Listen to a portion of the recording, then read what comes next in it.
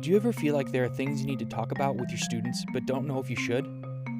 Topics that might seem touchy or controversial. Something you know the students should have an understanding of, but unsure if it's the right time or place?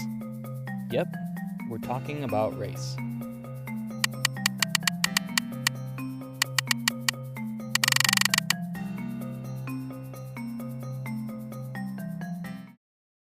My name is Melissa Stotts. I am a fourth grade teacher in Burlington, Wisconsin. If Melissa's name or face seems familiar, you might recognize her from the national news story that broke when she brought a Black Lives Matter lesson to her fourth grade students. With Melissa's teaching background, talking about race and racism was a regular occurrence. I came from teaching in Chicago, and this is something that wouldn't bat an eye at teaching, about race or about Black Lives Matter movement. So when I first decided to teach it, start talking about it, I was a little naive, and I thought, maybe I'll have a couple parents who want to have a conversation or a couple emails, but I never really expected the type of backlash that I have received. Melissa's lesson came shortly after Jacob Blake was shot by police in Kenosha, Wisconsin, just a half hour away from the school in Burlington. She saw this as an opportunity to have a conversation with her students about race. I knew it would come up. I never expected in the first week of school that we would be talking about it, but it was, a teachable moment, and it was just like responsive teaching. They were talking about it, they were asking questions, so it seemed like, well, this is happening now. I don't really get to choose when it happens, and so we need to have this conversation when it's relevant and when the kids want to learn about it. Talking about race can be uncomfortable for elementary school teachers because at such a young age, there may be an urge to protect students from knowing about racism. But for some of Melissa's students, it's something they're already facing.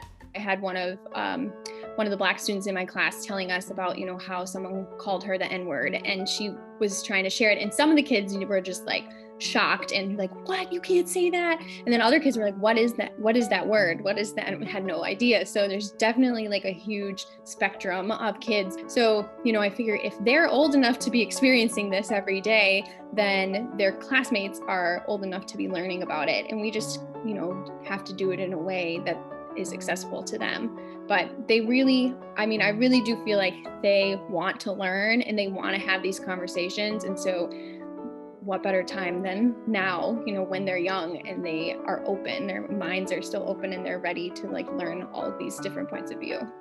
Sharing different perspectives and points of view is a vehicle Melissa uses to help kids approach an early understanding of racism on their own. I think trying to put it in a way where the kids come to that conclusion themselves. When we talk about systemic racism, like before saying the words, just kind of like asking kids like, well, where do you notice that people are still being treated unfairly? And, they kind of can come to that conclusion on their own. And I say, well, that's actually called systemic racism. Like this is where that comes from. This simple acknowledgement of the struggles of some of our students has helped some of our students feel more comfortable and develop relationships with Melissa. When I taught that initial lesson on racism, I had, we have very few students of color in our district, but I had, one of the Black boys in my class came up and gave me a huge hug, and we had known each other for 1 week. And I've gotten to know him very well, and he is not the type to just give hugs. So that was really meaningful. One of the Black girls in my class came up and said, thank you so much for teaching our class about racism. So just those moments were really huge and really awesome. And since then, I do feel like they are really open with me. I feel like the relationships that we've built are really strong. That affirmation from her Black students can also come with some heavier emotions from other students. Kids would be like, this makes me sad, or I don't like talking about this, or I feel bad.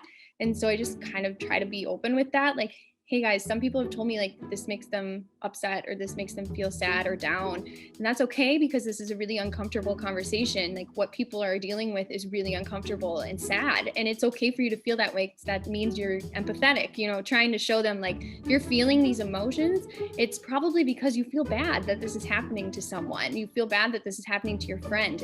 Melissa has created a safe environment for students to express their feelings by creating open lines of communication and multiple means of communication. I've had students who have they know they can write me notes on Post-it notes when they're upset or something, or when something's bothering them. I do special lunches with the kids, so twice a week I have a small group who comes in and we chat and get to know each other better. And so kids aren't going to open up and be able to have these types of conversations unless they feel safe and comfortable. So just really trying to help students like feel safe in their classroom environment and feel seen.